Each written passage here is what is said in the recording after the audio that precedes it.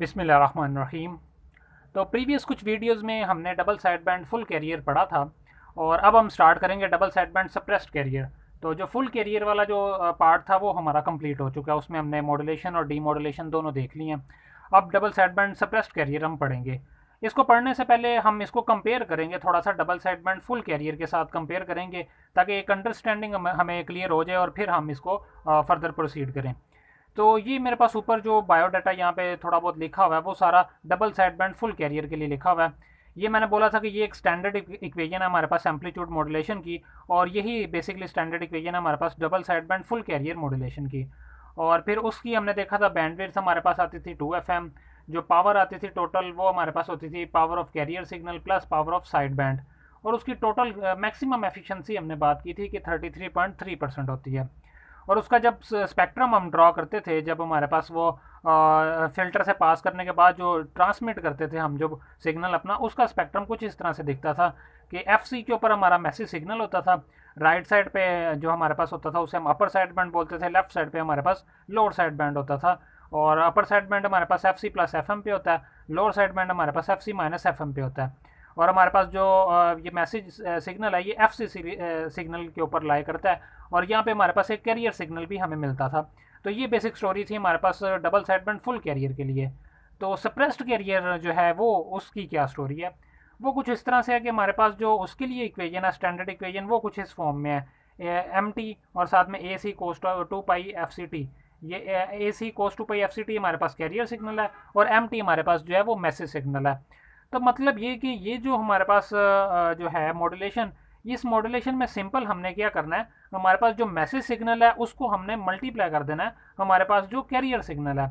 यहाँ पे हम क्या करते थे, यहाँ पे हम करते तो मल्टीप्लिकेशन थे, लेकिन यहाँ पे जो हमारा सिग्नल होता था इनपुट सिग्नल, उसको हम DC लेवल पे शिफ्ट करवाते थे। ये 1 उस तरह से आता था हमारे पास और फिर मल्टीप्लाई करवाते थे।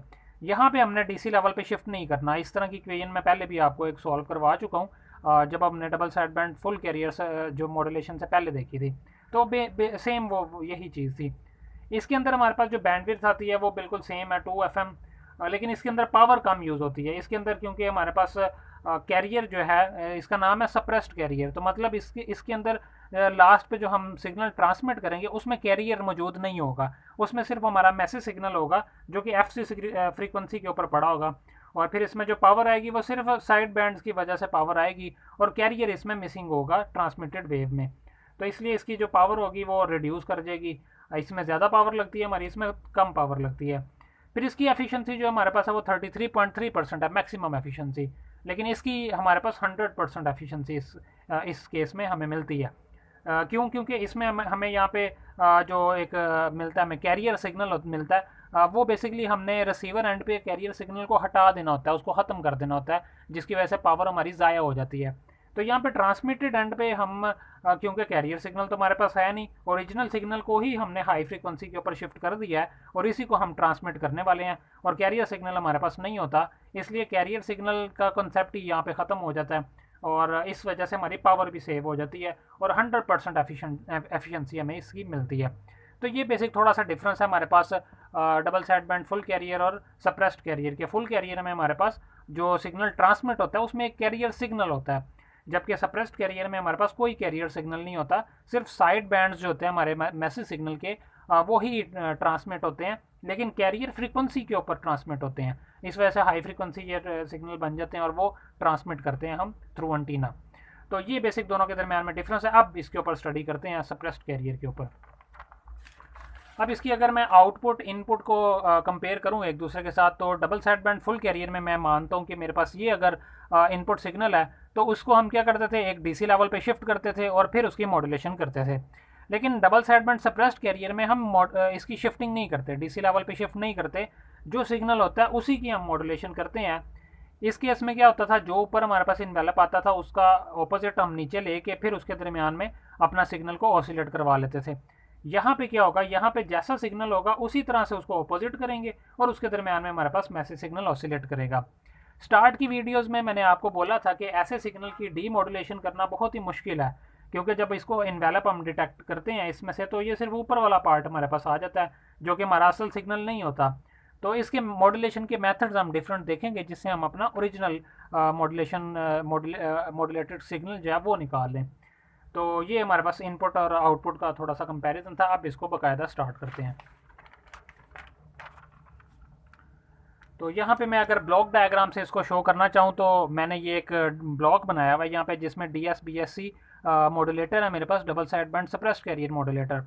और ये मॉड्यूलेटर सिर्फ एक सिंपल मल्टीप्लायर है जो हमारे पास हमारा मैसेज सिग्नल और कैरियर सिग्नल को मल्टीप्लाई कर देता है। तो ऐसा सर्किट जो मैसेज सिग्नल और हमारे कैरियर सिग्नल को मल्टीप्लाई करता है वो सिंपल हमारा DSBSC कहलाता है, double side band suppressed career कहलाता है।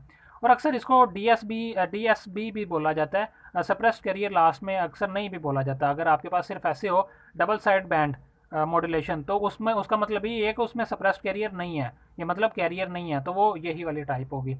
इन दोनों को मल्टीप्लाई करेंगे हमारे पास ये इक्वेशन आ जाएगी।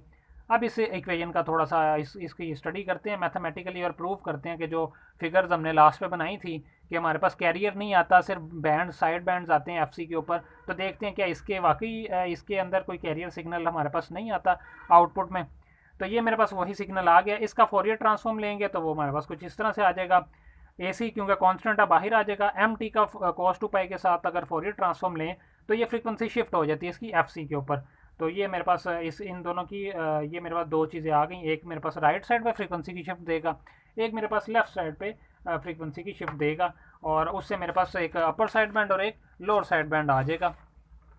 तो ये मेरे पास स्पेक्ट्रम बनेगा इसका। तो ये दो मेरे पास चीज़ें आ जाएंगी। जो प्लस वाली टर्म है उसकी वजह से अपर साइड बैंड आएगा, और जो माइनस वाली टर्म है उसकी वजह से मेरे पास लोअर साइड बैंड आ जाएगा। और नेगेटिव साइड पे भी हम सेम ड्रॉ करते हैं, इसलिए यहाँ पे भी हमारे पास आया हुआ है। लेकिन हम मानते हैं सिर्फ पॉजिटिव साइड वाला जो हमारे पास है जो स्पेक्ट्रम है उसी को लेके हम चलते हैं। इसको ना भी ड्रॉ करें तो कोई फ़र्क नहीं पड़ता।